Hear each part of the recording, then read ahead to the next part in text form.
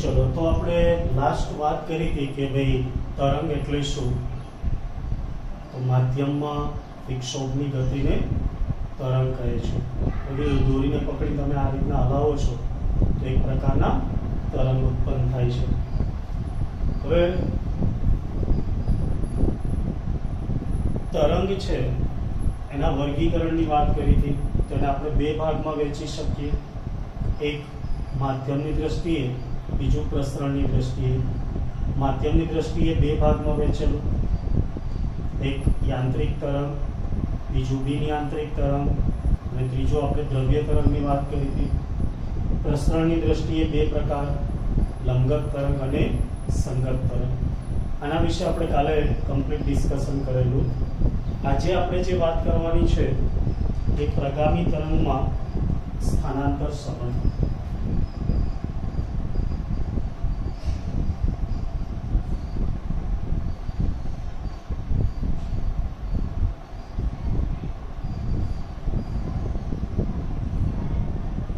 જેને બીજું પ્રગામી હાર્મોનિક તરંગ સમીકરણ તરીકે પણ ઓળખવામાં આવે છે। ચલો હવે પહેલો પ્રશ્ન આપણને એ થાય કે પ્રગામી તરંગ એટલે શું, બરાબર? પ્રગામીનો મતલબ એ છે માધ્યમમાં સતત આગળ વધતા તરંગને પ્રગામી તરંગ કહે છે। કે જે તરંગ માધ્યમમાં સતત આગળ વધતું હોય એવા તરંગને પ્રગામી તરંગ કહે છે। ચલો પ્રગામી શબ્દ દરેકને માઇન્ડમાં ક્લિયર થઈ ગયો? પ્રગામી એટલે શું? માધ્યમમાં સતત આગળ વધતા તરંગને પ્રગામી તરંગ કહે છે। હવે હાર્મોનિક, હાર્મોનિક એટલે શું? કે ભાઈ જ્યારે તરંગ પ્રસરણ પામે ત્યારે માધ્યમના કણો છે એ સરળ આવર્ત ગતિ કરતા હોય તો એવા તરંગને હાર્મોનિક તરંગ કહેવાય। અથવા જે તરંગનો આકાર સાઇન કે કોસાઇન જેવો હોય તેવા તરંગને હાર્મોનિક તરંગ કહે છે। તો આપણે જે અહીંયા વાત કરવાની છે એ તરંગ પ્રગામી પણ છે અને હાર્મોનિક પણ છે। એટલે આ રીતનું તરંગ છે, દેખો, જે માધ્યમમાં સતત આગળ પણ વધે છે અને જેનો આકાર સાઇન કે કોસાઇન વિધેય જેવો છે, બરાબર છે ને? તો આવા તરંગને પ્રગામી હાર્મોનિક તરંગ કહે છે। એનું સમીકરણ મેળવવું છે તો દેખો, દોલન, આના માટે આપણે દોલનો યાદ છે। દોલનોમાં આપણે જોઈ ગયા હતા કે સરળ આવર્ત ગતિ થતી હોય તો એના માટે સ્થાનાંતરનું સમીકરણ y is equal to a sin omega t plus 5 અથવા xt બરાબર a cos omega t plus 5। હવે ત્યાં એક જ કણના દોલનની વાત હતી જેને આપણે જુદા જુદા સમયે t બરાબર 0, ત્યાર પછી t/4, t/4 plus t/4 એટલે t/2, 3t/4 અને 4t/4 એટલે t। આ સમયે આપણે કણ છે એના સ્થાનાંતર મેળવેલા, પણ એક જ કણની વાત હતી એટલે આપણે અહીંયા 0 પછી a/√2 અને a, બરાબર ને, આ રીતના મેળવેલા। ફરીથી પાછું અહીંયા આવે, પાછું 0 -a/√2 અને -a, આ રીતના આપણે એમના સ્થાનાંતર મેળવેલા અને ફરીથી પાછું t સમયે અહીંયા આવી જાય છે તો ત્યારે એક દોલન પૂરું થયું એવું આપણે કહેતા હતા, બરાબર? હવે અહીંયા જે છે એ એમના દોલનોના લીધે જે એક આકાર ઉત્પન્ન થાય છે જેને આપણે તરંગ કહીએ છીએ અને માધ્યમમાં સતત આગળ વધે છે। તો અહીંયા ઘણા બધા કણોના દોલનો છે એ એની અંદર લેવામાં આવતા હોય છે। એટલે આ સમીકરણની અંદર એની સાથે કણોનું સ્થાન એટલે કે x ને પણ દર્શાવવું પડે। તો આના લીધે મળતું જે સમીકરણ છે એ x અને t ના સ્વરૂપમાં આપી શકાય। એટલે y ની જગ્યાએ શું લખાય? યસ y x t એટલે કે જે એનું સ્થાનાંતર છે એ x અને t નું વિધેય છે.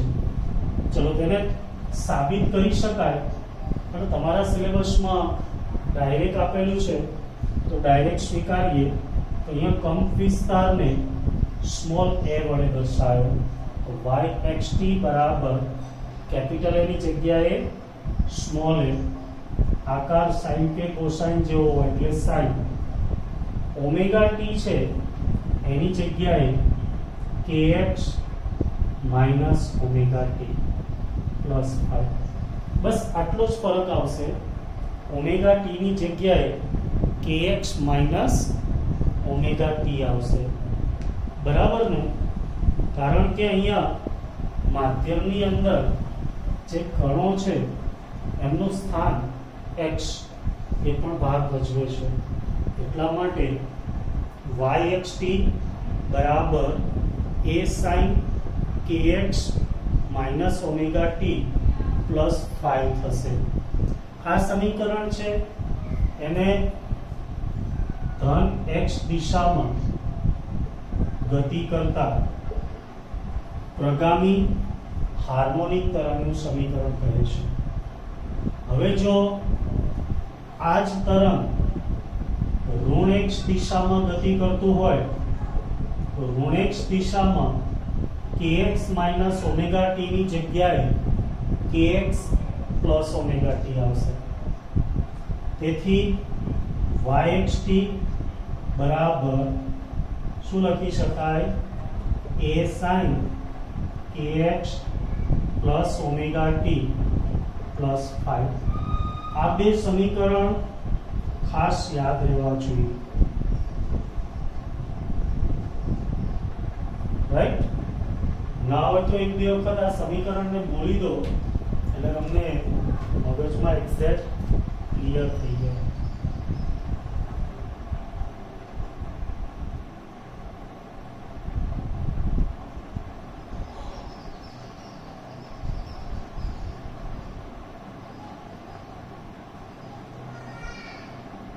ચાલો, તો દરેકને આવડી ગયા છે.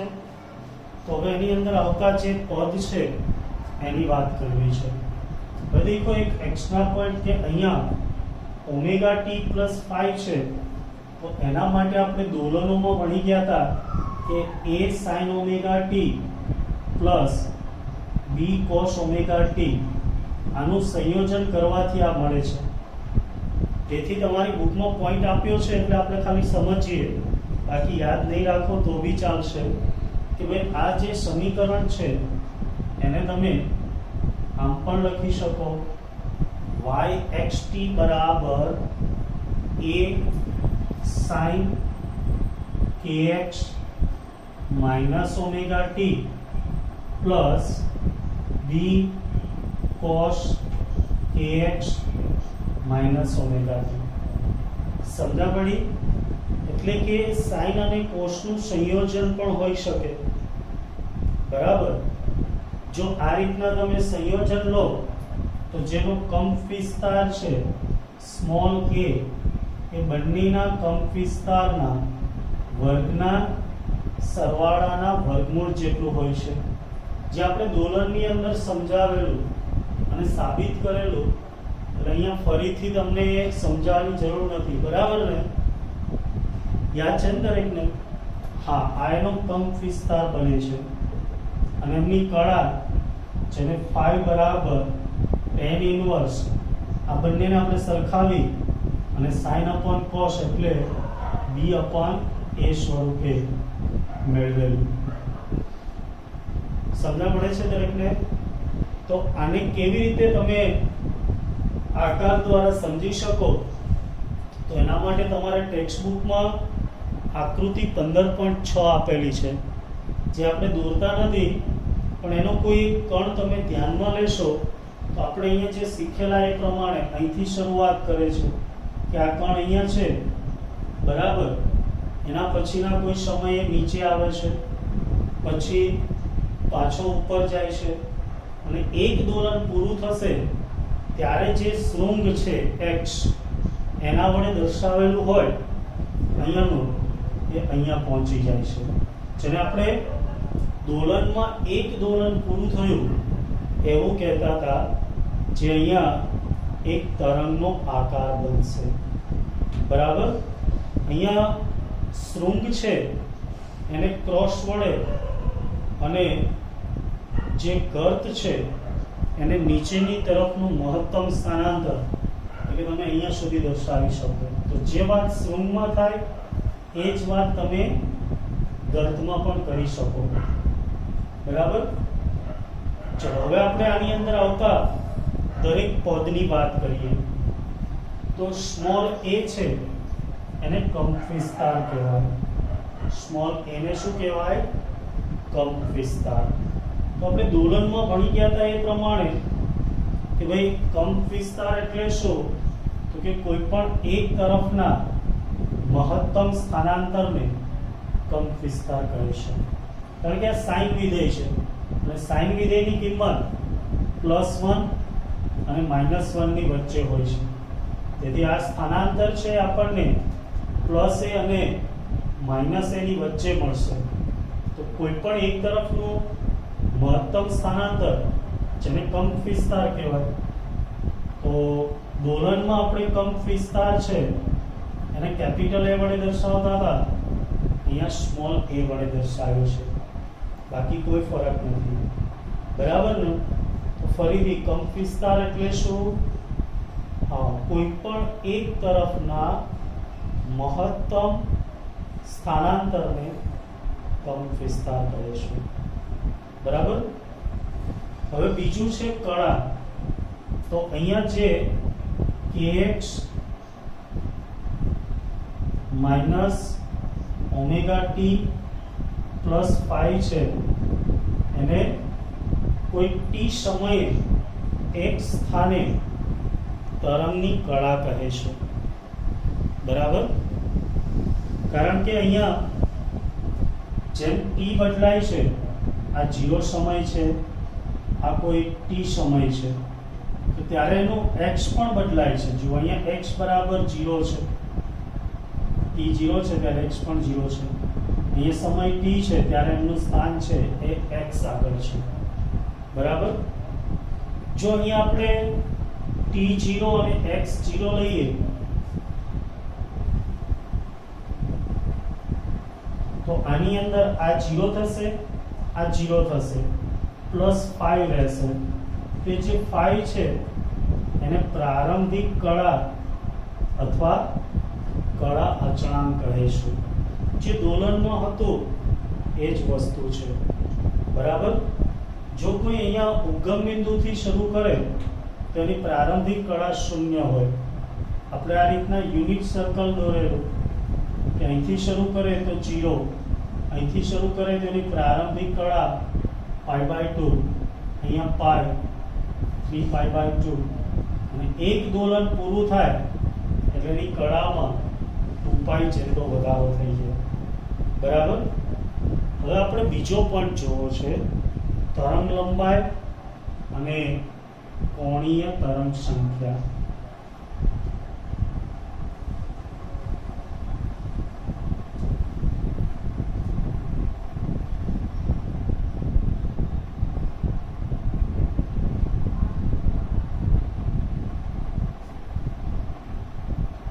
તરંગ કોણીય સંખ્યા શબ્દ વાપરો કે પછી એને તરંગ સદિશ કહો. બરાબર. કદાચ તમે એને 9માની અંદર તરંગ સદિશ કહેતા હશે. અને ત્રીજું નામ છે પ્રસરણ અચળાંક. ચલો એની વાત કરીએ તો તરંગ લંબાઈને લેમ્બડા વડે અને તરંગ કોણીય સંખ્યાને k વડે દર્શાવે. હા, તો તરંગ લંબાઈ તમે ભણીને જ આવો છો કે ભાઈ એક સમાન કળા ધરાવતા બે બિંદુ વચ્ચેના લઘુત્તમ અંતરને તરંગ લંબાઈ લેમ્બડા કહે છે. એક સમાન કળા ધરાવતા, દેખો તમે અહીંયા કોઈ બિંદુ લો છો તો આને જેટલી જ કળા અહીંયા હોય, બરાબર, તો એમની વચ્ચેનું લઘુત્તમ અંતર એટલે દેખો અહીંયા બી હોય પણ લઘુત્તમ અંતર આ થશે, આ અંતરને તમે તરંગ લંબાઈ કહી શકો. હવે આ જ વ્યાખ્યા બીજી રીતે પણ ભણેલા કે આ બંનેને શૃંગ કહેવાય, તો બે ક્રમિક શૃંગ વચ્ચેના અંતરને તરંગ લંબાઈ કહેવાય, અથવા આ બેને ગર્ત કહેવાય, તો બે ક્રમિક ગર્ત વચ્ચેના અંતરને તરંગ લંબાઈ કહે છે. તરંગ લંબાઈ માટે કોઈ બી વ્યાખ્યા તમે આપી શકો, બરાબર ને? બે ક્રમિક શૃંગ કે બે ક્રમિક ગર્ત વચ્ચેના અંતરને તરંગ લંબાઈ કહે છે. ખાસ યાદ રાખવાનું ત્રીજી વ્યાખ્યા કે જે બે ક્રમિક કણો વચ્ચેનો દોલનનો કડા તફાવત 2π રેડિયન હોય તેમની વચ્ચેના અંતરને તરંગ લંબાઈ લેમ્બડા કહે છે. 11 અને 12 ના એમસીક્યુ માટે આને ખાસ યાદ રાખજો. તો જ્યારે કડા તફાવત 2π રેડિયન હોય તેમની વચ્ચેનું અંતર તરંગ લંબાઈ લેમ્બડા થશે. એનાથી ઉલટું પણ લેમ્બડા જેટલા અંતરે રહેલા બે કણો છે એમની વચ્ચેનો કડા તફાવત 2π રેડિયન થશે. બરાબર?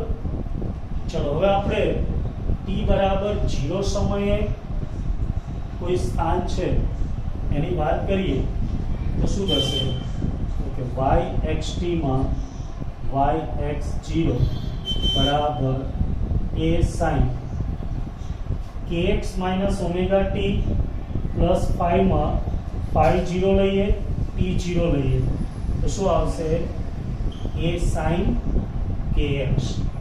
કેમ? કારણ કે t પણ 0 છે અને ત્યારે phi 0 છે. હવે આ જે સ્થાન છે જેને આપણે સ્થાનાંતર y તરીકે ઓળખીએ છીએ એ 2π જેટલા તફાવતે, દાખલા તરીકે જુઓ આ સ્થાન અહીંયા છે, હવે x બરાબર 0, હવે આ 2π એ શું થશે? પુનરાવર્તન થશે. બરાબર ને? આની આ જ વસ્તુ અહીંયા પાછી રિપીટ થશે. તો 2π જેટલા ખૂણાના તફાવતે દરેક મૂલ્ય છે એનું પુનરાવર્તન થાય છે.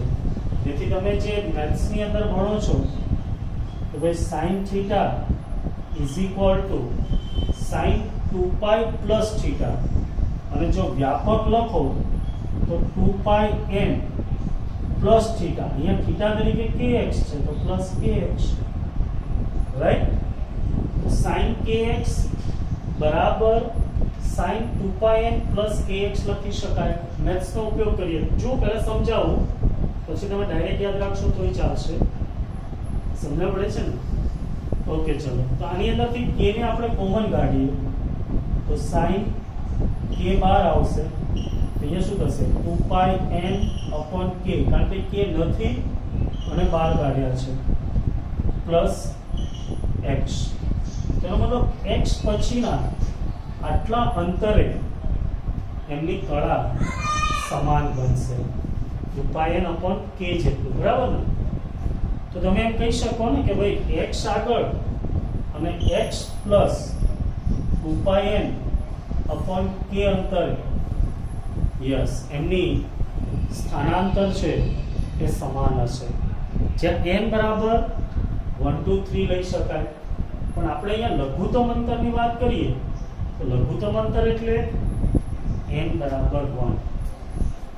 n બરાબર 1 લો એટલે લઘુત્તમ અંતર થાય. તો એને શું કહેવાય? લેમ્બડા. તો લેમ્બડા બરાબર શું થશે? 2π/k. જેથી તમે બીજું કશું યાદ ના રાખો તો એટલું યાદ રાખજો કે એને કરતા બનાવો k બરાબર 2π/લેમ્બડા. તો 2π/લેમ્બડાને તરંગ કોણીય સંખ્યા અથવા પ્રસરણ અચળાંક અથવા તરંગ સદિશ કહે છે. ચલો આના ઉપર તેનો એકમ પૂછે, એકમ શું થશે? કે ઉપર જુઓ 2π છે એટલે રેડિયન, ના છેદમાં લેમ્બડા એટલે મીટર, તો રેડિયન પર મીટર. પારિમાણિક સૂત્ર પૂછે તો રેડિયનને તો કોઈ પારિમાણિક સૂત્ર છે નહીં, એટલે m0 મીટર ઉપર જાય એટલે l - 1 t0 બરાબર છે। ચાલો ખાસ યાદ રાખજો, તરંગ લંબાઈ લેમ્બડા અને તરંગ સદિશ અથવા તરંગ કોણીય સંખ્યા k એટલે 2π/λ। ઓકે, એના પછી આવર્તકાળ, કોણીય આવૃત્તિ અને આવૃત્તિની વાત કરીએ તો એને પણ આ રીતે મેળવવું હોય તો મેળવી શકાય, પણ ખાસ મેળવવાની જરૂર નથી। તમે એને ડાયરેક્ટ દોલનો પરથી પણ યાદ રાખી શકો, બરાબર ને। તેમ છતાંય જો તમારે એને મેળવવું હોય તો આપણે x = 0 અને એના પછીનો જે t સમય છે એને એક દોલન પૂરું કરવા લાગતો સમય એટલે આપણે શું કહીએ છીએ, આવર્તકાળ t। જ્યારે એક દોલન પૂરું થશે ત્યારે એ તરંગ છે એ પણ પૂરું થાય છે, બરાબર ને। તો એને આપણે આવર્તકાળ કહી શકીએ।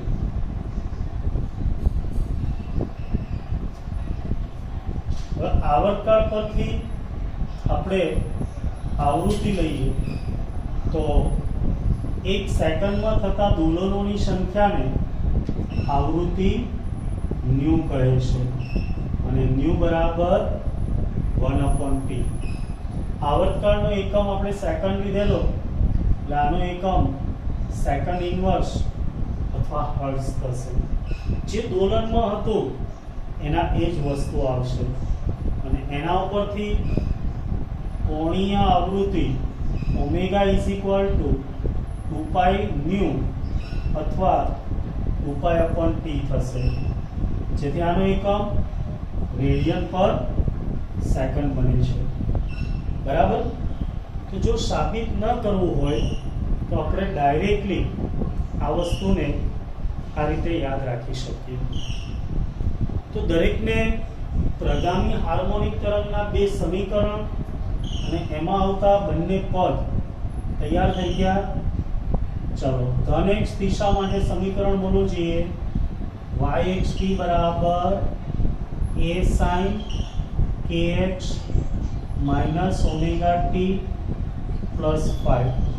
જો ધોરણ 12 માં વિદ્યુત ચુંબકીય તરંગોના જે સમીકરણો છે એ આ જ સ્વરૂપમાં હશે, ખાલી ત્યાં વિદ્યુત ક્ષેત્ર અને ચુંબકીય ક્ષેત્રના કંપવિસ્તાર E0 અને B0 આવશે।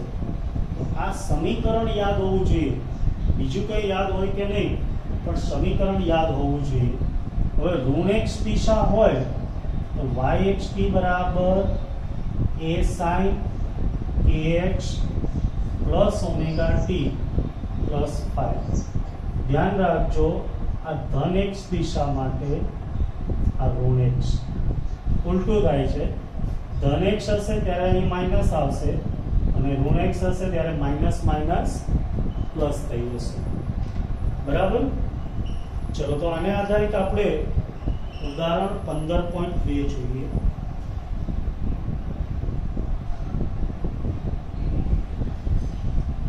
સાઇન્યોસોઇડિયલ એટલે સાઇન, આખું નામ સાઇન્યોસોઇડિયલ છે।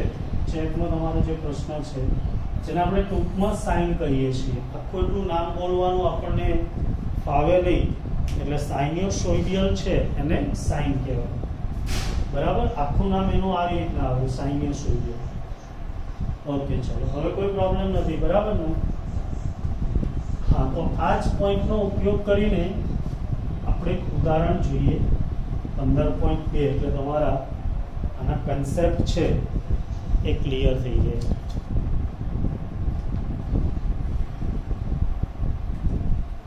ચલો ઉદાહરણ 15.2 દરેક જોડે લખી દેજો।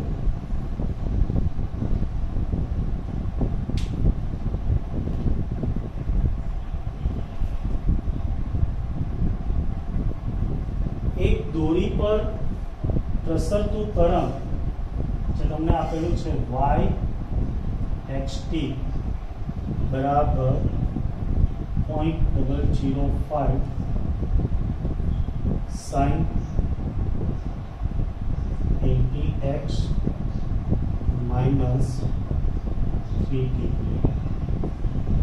વડે દર્શાવાય છે, જેમાં સંખ્યાત્મક અચળાંકો SI એકમમાં એટલે કે 0.005 મીટર, પછી 80 રેડિયન પર મીટર અને 3 રેડિયન પર સેકન્ડ છે.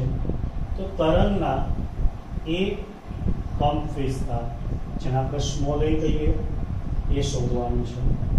બી તરંગ લંબાઈ, જેને આપણે લેમ્બડા કહીએ, તો લેમ્બડા શોધવાનું છે.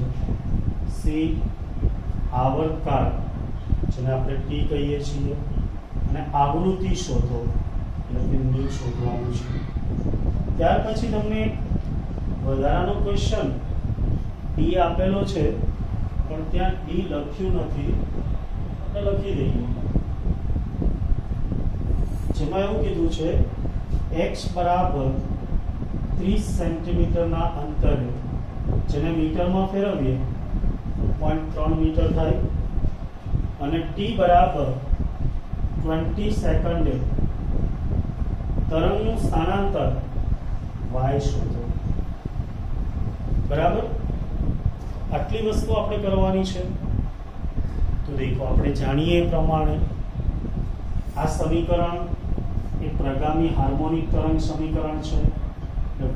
yxt બરાબર a sin kx minus omega T, અને 5 0 છે એટલે આટલું લખી શકીએ.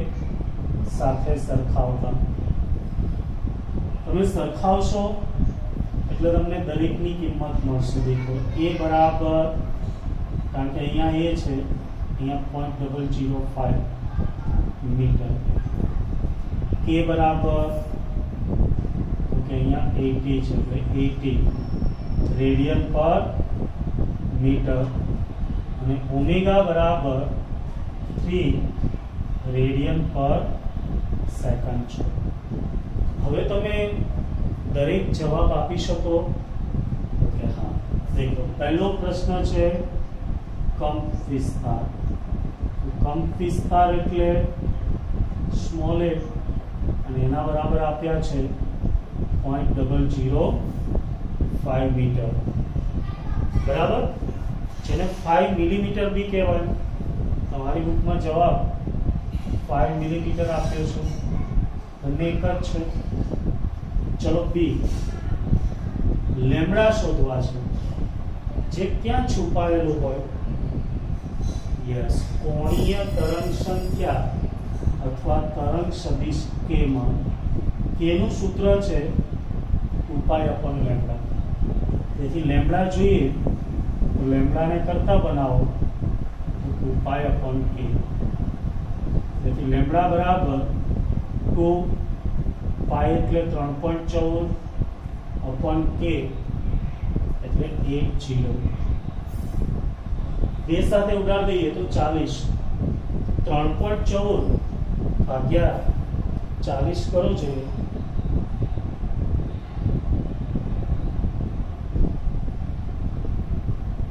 7.85.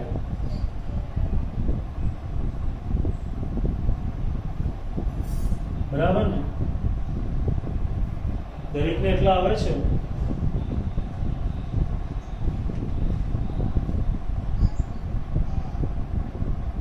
ગુણ્યા 10⁻2 હોય એટલે ડાયરેક્ટ તમારે સેન્ટીમીટરમાં આપેલું છે. ચલો, ત્યાર પછી ઈ અને મ્યુ જોઈએ છે, જે કોની અંદર છુપાયેલા હોય, કે ભાઈ ઓમેગાની અંદર. બરાબર ને? Omega is equal two 2π/t. That's why t ને કરતા બનાવો તો 2π/ω થશે. તેથી t બરાબર 2π એટલે 3.14/ω એટલે 3. 6.28 ભાગ્યા 3 કરો તો કેટલા આવે છે બરાબર 2.09 સેકન્ડ. આવર્તકાળ આવી જાય, આવૃત્તિ ન્યુનું સૂત્ર આપણે જાણીએ 1/t, તો 1/2.09 કરો છે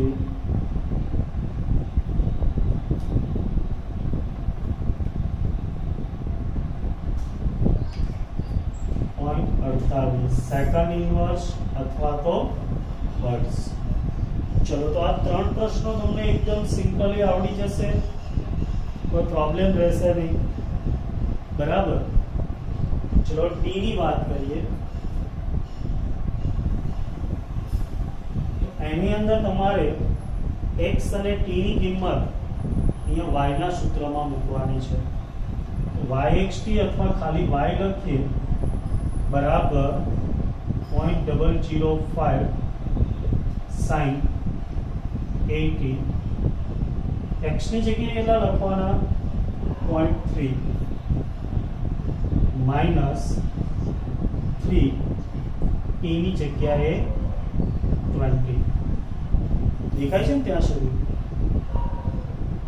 ઓકે, ગુડ.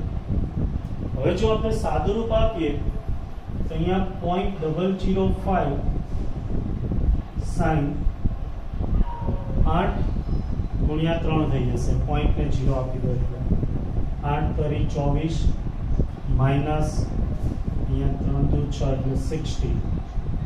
24 માંથી 60 જાય માઇનસ 36 રહેશે. બરાબર. હવે આ જે માઇનસ 36 છે એને આપણે ધન સંખ્યામાં લેવા હોય તો મેં હમણાં તમને સમજાવ્યું હતું કે sin થીટા અને sin 2πn પ્લસ થીટા બંનેની કિંમત સમાન થાય, પણ n બરાબર એવી સંખ્યા લેવાની કે જેથી આ ધન બને. દેખો આ રીતના 2π આવે, પછી 4π આવે, પછી 6π આવે, તેમ કેટલા ઉમેરીએ તો આ ધન થાય. કે જુઓ પાઈ એટલે 3.14 થાય, 12 કરી 36 એટલે 12 પાઈ ઉમેરવા પડે. બરાબર ને? -36 પ્લસ 12 થાય. કોઈ કહેશે આવું ચાલે? તો કે હા, આ બંને એક જ થાય, આ બેમાં કોઈ ફરક નહીં. જે કિંમત આની આવે એ જ આની આવે. દેખો સિમ્પલ ઉદાહરણ લો કે અહીંયા 45 નો ખૂણો હોય તો તમે 2π પ્લસ 45 કરો તો આ જ જવાબ આવે, 4π પ્લસ 45 કરો તો આ જ આવે, એમ 12π પ્લસ 45 કરો આ જ આવશે. સમજ પડે છે? ઓકે, ચલો હવે અહીંયા કિંમત મેળવીએ તો 12 ગુણ્યા 3.14 કરો છે અને જે આવે એમાંથી 36 બાદ કર દો.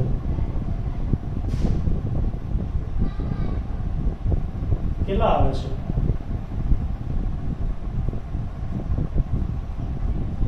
1.669 જેવો આવે છે. હા બોલો.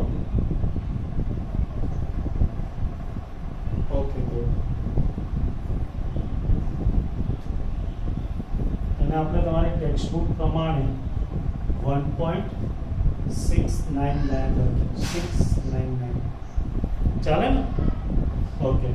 હવે આની કિંમત તમારે શોધવી હોય તો આને ડિગ્રીમાં લખવા પડે.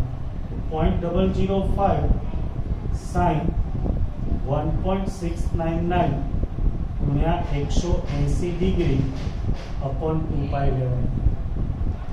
તો 1.699 ભાગ્યા 2 ભાગ્યા 3.14 કરો, જે આવે એની સાથે 180 ગુણી દો તો લગભગ 97 જેવો આવશે.